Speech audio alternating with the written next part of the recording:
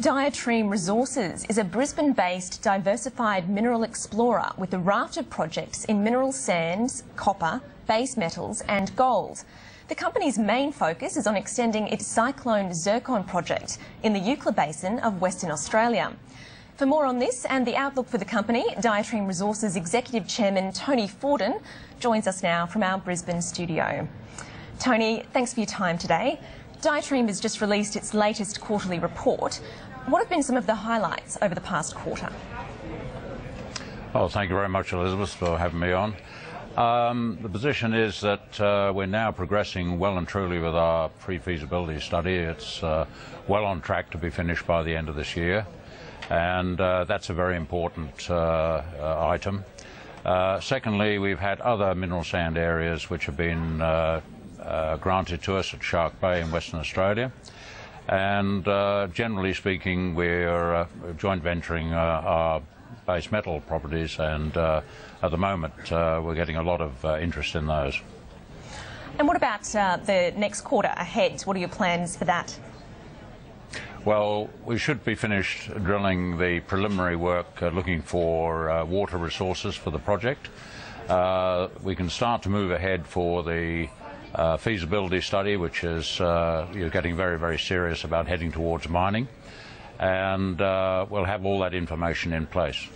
And also, hopefully, we will have the Thai people, the Chinese group who are in Baoxi in China, who are the biggest titanium and zircon users in China.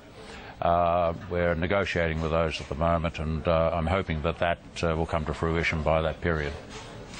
And what are prices like for zircon at the moment? There are some pretty bullish forecasts out there from the likes of Euca Resources. What are you expecting to see? Are they going to continue to rise? Oh, they will, most definitely. Last prices were somewhere around about 2,700. I think there's going to be a major upgrade in zircon prices going into next year.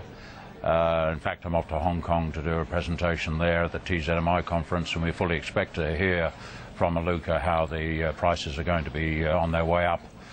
The reality is that there's only about 1.3 million tonnes of production going forward, and at the moment the Chinese are talking about building another 5 or 6 cities in the central provinces. This is going to require a further 200,000 to 300,000 tonnes of zircon, so I can't see how this is going to be filled. In fact, there's only a handful of companies that have zircon deposits. We're lucky enough to have one of the richest of them, and these are going to come on stream and they won't cover the shortfall. You talk about Cyclone being one of your richest projects. Interswiss has valued that project at around $170 million. Just how valuable could it become in the future, given this outlook for zircon prices? They gave $170 million. There was other valuations that gave it up to $340 million. And I think there's going to be a recalculation of that by the Interswiss people.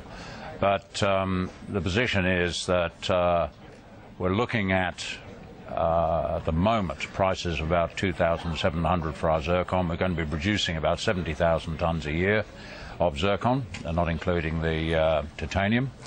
And we can see prices probably incrementally increasing by 10% certainly into next year, and probably another 10% higher in the year after.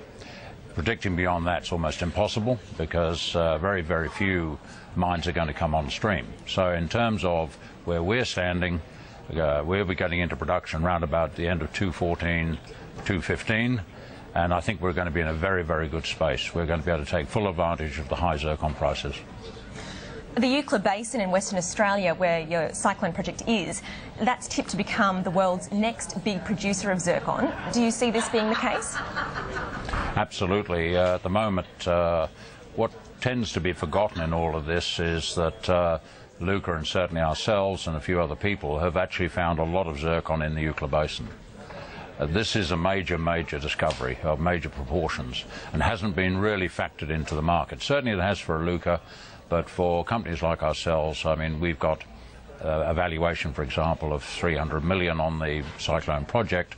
I think our market cap today is about $25 million, so we've got a long way to go to catch up. But the In terms of the Eucla Basin, yes, it's going to be one of the very, very big basins for many years to come. It'll take over from Eneabba, which has been the world producer of zircon, which is now winding down in Western Australia, and the Eucla Basin will become the centre of the zircon universe. And just finally and quickly, how do you see the outlook for Diatreme over the next 12 months?